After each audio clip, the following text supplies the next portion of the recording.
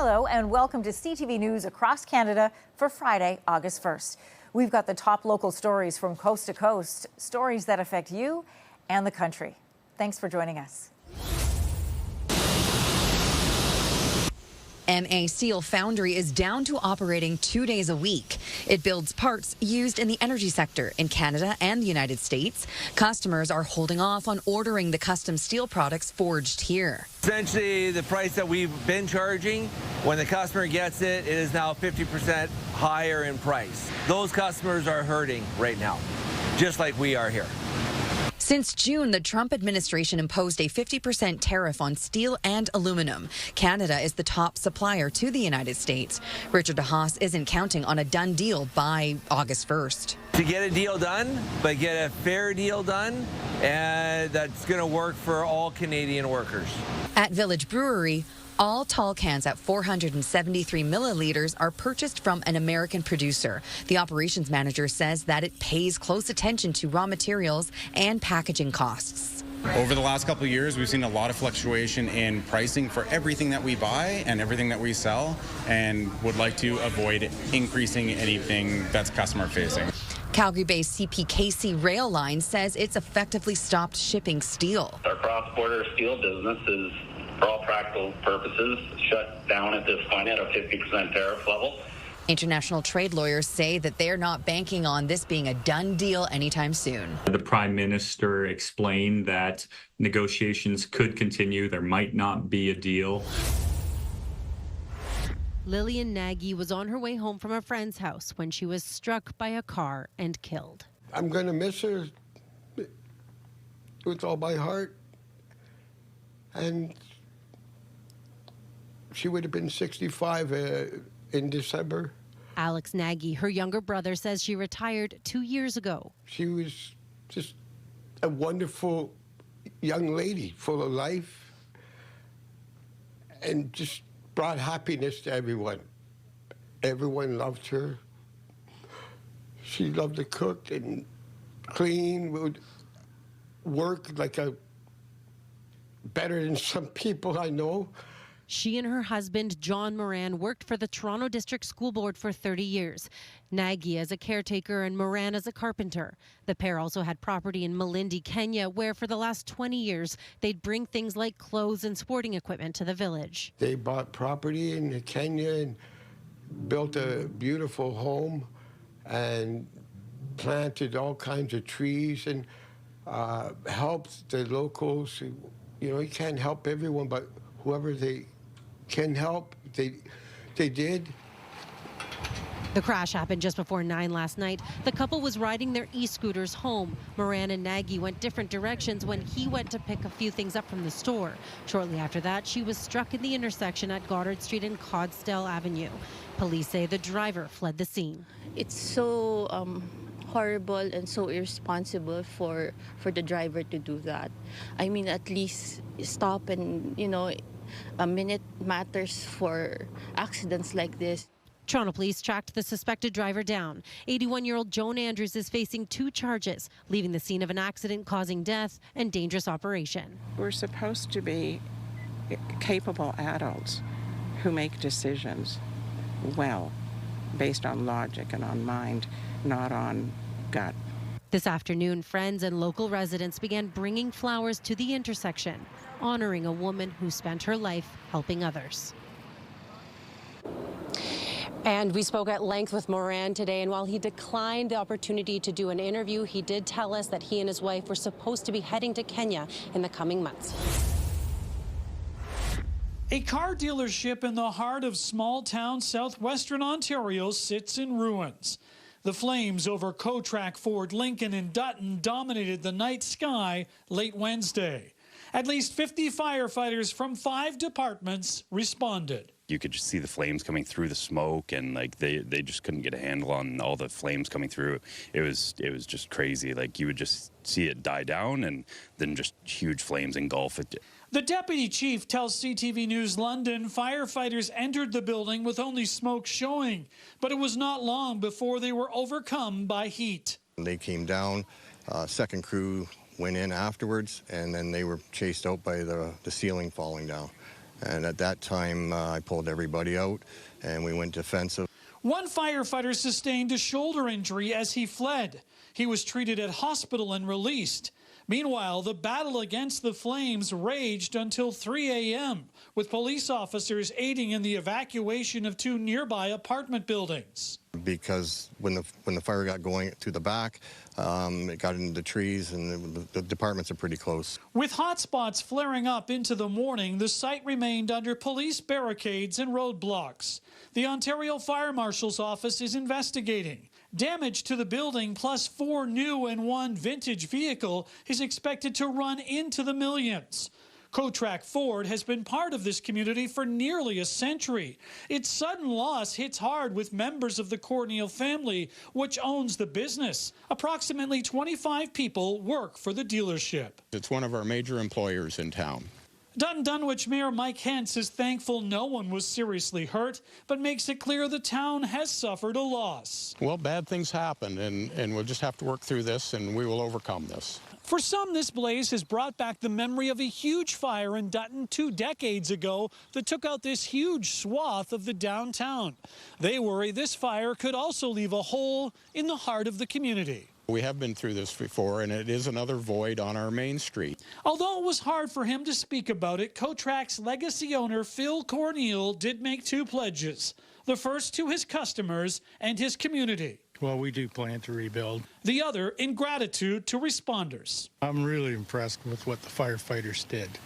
They really tried. While firefighters finalized the cause of the blaze, Gregory believes it started in the showroom's south corner. In Dutton, Sean Irvin, CTV News.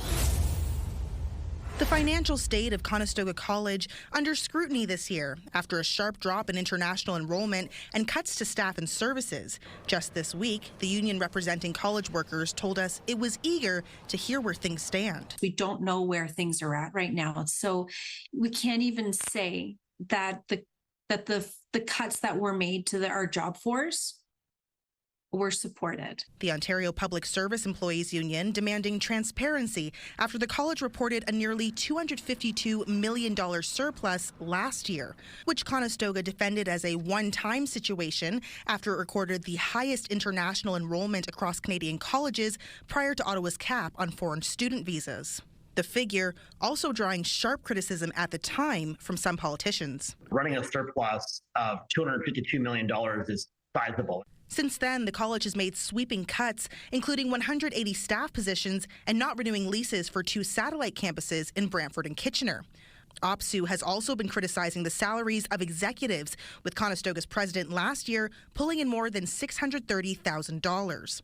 Today's update also expected to provide a more fulsome picture on enrollment. This week, Conestoga said international enrollment was down more than 60% in the spring semester. The college has said it doesn't expect to be in a similar surplus situation this year. As I said before, today is the deadline, but we're still awaiting a response for Conestoga's report. When I reached out to the school earlier, a spokesperson confirmed that the report is set to become public today. They weren't able to give a time and said no person from the school would be available for comment. A large emergency response at this busy downtown Halifax hotel just before 1 o'clock this afternoon. Our officers responded to a single vehicle collision into the Cambridge Suites Hotel, located in the 1500 block of Brunswick Street. The vehicle involved was a white pickup truck. Police deemed the incident to be an accident. And it appears that his foot may have slipped, causing the vehicle to travel backwards into the building. The front entrance was shattered, but despite the big scene, only 2 minor injuries came of this. The driver has some bumps and bruises, while a bystander got a cut to her head. There was one woman that was injured by some glass, and she was treated on scene by EHS. Police say incidents like this do occur from time to time, but those in the area are just grateful it wasn't any worse. They can afford it. Hope it's not too much damage, but nobody's hurt. Nobody's too upset. Looks like it, so life carries on. Obviously, it seems like everyone's okay, but they were really great about it and really accommodating and, no complaints. Made a big mess. Didn't look like anyone was hurt, which was good. Yeah, no, I'm glad they cleaned it up pretty quick. They're already pretty much done with it. Police say alcohol was not a factor. and no charges have been laid. Cleanup is well underway, shattered glass cleared from the scene, and repairs already taking place. Emma Convey, CTV News, Halifax. Make sure you have your bell on your bike, to alert people. Susan Ayala is geared up, ready to bike downtown. She says it's generally safe, but I think you have to be super defensive as a cyclist, and just even more so than when you're driving a car.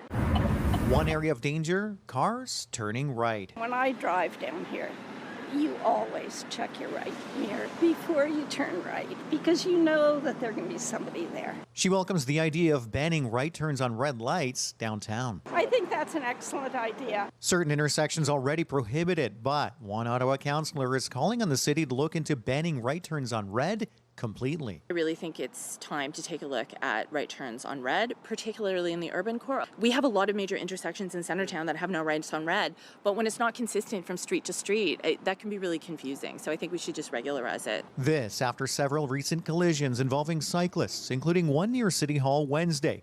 Troster witnessing the aftermath. I saw a cyclist who had just been hit by a car turning right. He was in agony. It was really devastating to see. First responders and firefighters and police had to come, and it just hit me really hard. Cycling safety advocates welcomed the idea. I think that's a really important solution to keep people safe. It's safer for people who are biking, people who are walking, even people who are driving. Some drivers already used to it. Montreal doesn't allow right turns on red. As a person who grew up in Montreal, where you cannot turn right on reds, I think it's a great idea. It just helps the people who are driving to be more careful and be aware as cyclists. Well, I think downtown it's a good idea, but it's in the suburbs, probably not so much. Yeah, Patricia, we reached out to Ontario's Ministry of Transportation to see if a blanket ban is even possible. We haven't received a response. The city telling us decisions to restrict right turns on red are made on a case-by-case basis. The smoky skies settle on the empty field at the Sinclair Park Community Centre.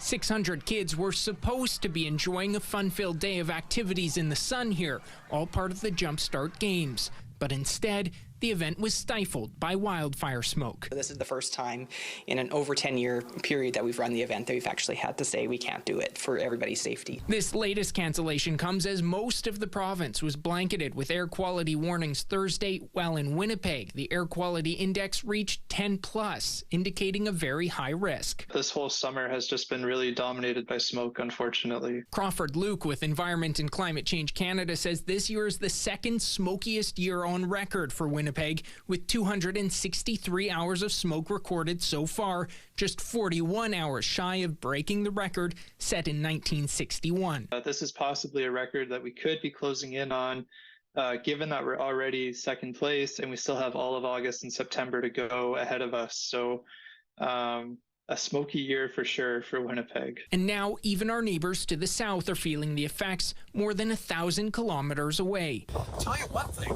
the smoke is very evident. Air quality is unhealthy. Retired U.S. meteorologist Tom Skilling in Chicago says wildfire smoke from Canada is drifting across Lake Michigan, combining with smoke from the western U.S., leaving his city shrouded in smoke. I can only imagine what you folks in Canada are putting up with. Being so close to this, it's an absolute tragedy. It really is. It doesn't. Now, with this smoke, Merrily Environment Canada warns several people are more likely to be impacted and should take precautions. Now, this includes people aged 65 and up, those who are pregnant, infants and young children, people with chronic illnesses or health conditions, and people who are working outdoors. The cost of electricity in the province will likely go up again next year. So for residential consumers, the application is 3%. These applications we're asking for 3 years, so 2026, 2027, and 2028. Hydro-Quebec is proposing a 3% hike, which it says would raise the average residential bill by approximately $2.40 per month for an apartment and $6.70 per month for a mid-sized house. The utility says it's also increased its budget for measures to improve energy efficiency, including smart thermostat programs. In June, the CAQ government invoked closure to adopt its energy reform bill, which limits residential electricity rate increases to 3%. Hydro-Quebec wants a 4.8% rate increase for commercial enterprises. The Canadian Federation of Independent Business says in the context of a trade war, the hike will only hurt small and medium-sized businesses. What they are really doing is financing an electoral promise by putting the additional cost on businesses. Hydro-Quebec argues there are subsidies to help businesses be more energy efficient, so that at the end of the month, these commercial consumers have lower bills. adding Quebec's commercial electricity rates are significantly lower than in neighboring jurisdictions. But the CFIB argues that's an apples to oranges comparison. We do have payroll taxes that are higher in Quebec. We have the worst fiscality for small businesses in the country. The Energy Board will still have to approve the rate hikes, a decision that should come in March. Angela McKenzie, CTV News. Business owners in downtown Moose Jaw don't know what to think when someone walks by with a knife. It's Saskatchewan, you get a lot of hunters farming and so on, so, a pocket knife is one thing. I think this stuff is aimed more at, I think a guy walking down the street with a machete probably deserves to have a few questions. Police will now be able to ask those questions and seize items like knives, needles, and bear spray that are being carried without legitimate reason. A new provincial law comes into effect later this week. What we're saying with this legislation is that when you're posing a threat to community safety, the police now have the ability to deal with that threat before a victim is ever created. And we don't want somebody to have to wait until there is a victim to allow the police to make a safer environment. Police say incidents involving street weapons are increasing. Criminal activity that if we can have something else in our toolbox to help us, it'll definitely help us to help with crime activity. The law isn't being implemented across the board. Interested communities will have to pass a bylaw to opt in. And I feel, I can't speak for council, but I would certainly, I certainly look forward to seeing the report and would imagine that it would be a bylaw that will have no trouble being implemented and passed, I would imagine. The government acknowledges that not every municipality will want to opt into the program. In remote regions, carrying bear spray or a hatchet could be commonplace and for good reason. The province says the legislation may be aimed more at populated urban centers. Wayne Mantika, CTV News, Moose Jaw. I think Windsor leads the charge on a lot of things. And now the Windsor-Essex branch of Habitat for Humanity is leading the charge for Ontario Corps. Hundreds of brave volunteers and professionals are going to be ready to serve as Ontario Corps, deployed from this very spot, the Provincial Emergency Operations Centre. So we got funding from the government. A big part of it's for training and for recruitment of 50 volunteers and 6 team leads. Habitat will train the volunteers to be ready to drop everything. We could be deployed anywhere in the province. Habitat CEO Fiona Coughlin says, for example, they might be tasked with sandbagging homes from floodwaters or saving them from the inside. There was a water emergency at a northern community in Fort Hope, and one of the jobs at that time was simply pouring warm water into the toilets so that they didn't freeze over. The local Habitat is also getting funding for a transport vehicle. So we'd be able to transport volunteers, generators, pump equipment, fans. When the snowstorm pummeled Gravenhurst this past winter, Ontario Corps volunteers provided more than 6,000 hours of support. Coughlin anticipates Windsorites will be ready to respond by November 1st. We need people who are ready to dig in and help, ready to roll up their sleeves and pitch in, which is pretty much a regular Habitat volunteer. In Windsor, Michelle Molesky, CTV News. On Wednesday, City Council approved changes to the business license bylaw in the hopes of reducing the skyrocketing number of bear spray incidents. What the city can do is a bylaw.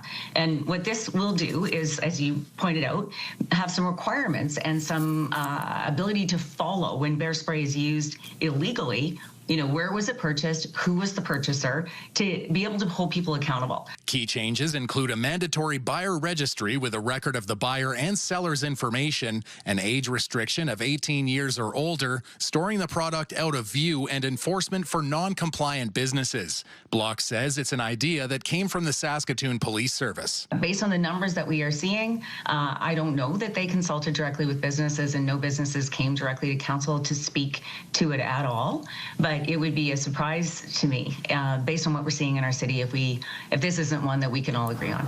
The city says bear spray incidents have more than doubled in recent years, with a 500% increase in youth-related incidents since 2021. We've received many stories and incidents reports from businesses such as retail, restaurant, as well as in the transit mall area that were, reported to certain city councillors and also to police. Nelson says it's a good first step towards reducing bear spray incidents in the city. There's not a lot of bears in Saskatoon, so, when I look at that, it's like which retailer should be actually selling it, and it should be coming from a credible source. Block says while the city can enforce these bylaws, it won't do much without the province following suit. So that when somebody is going to purchase bear spray, all of the same rules apply. Because if the rules are different in Saskatoon than they are in Martensville, then it's not going to help. The new bylaw took effect Wednesday. John Flatters, CTV News, Saskatoon. Plains in the smoky skies continue to battle an out-of-control grass fire, now estimated to be at least 57 hectares. We've had our skimmer group being supported by a bird dog, and they've been able to action the fire and reduce the fire behavior significantly. The fire is currently ranked at rank 2 behavior, meaning that the surface fire with some open flame and slow, moderate rate of spread. But the Drought Hill wildfire spread rapidly Wednesday afternoon along Highway 97 between Peachland and West Kelowna and is believed to have been sparked by a truck fire. The flames caused major backups along the highway and forced an evacuation order of about 400 properties, including the mayor's. It's always scary for some that when it happens. Residents were sent to emergency support centres. They're going to give us some clothing allowance so we can change our shirts and some grocery allowance. And so that's all we need for the next 24 hours. Within 2 to 3 hours, everybody has found accommodation through ESS, and also local peace hunters took people in. But Thursday afternoon, a positive development. We just received notice that a partial evacuation order has been downgraded to an alert. I think we're talking about 125 to 150 houses that will be still on evacuation order. And the other ones, around 250, can go home and are on an evacuation alert. He said fire retardant had been put down to protect the homes most at risk. We will remain vigilant because you never know when there's a thunderstorm where it will hit in Okanagan. There is a thunderstorm watch for the area and the potential for wind. That, combined with dry conditions, has the coordinated efforts between fire teams working hard to protect properties still at risk. Michelle Bernoro, CTV News, Vancouver.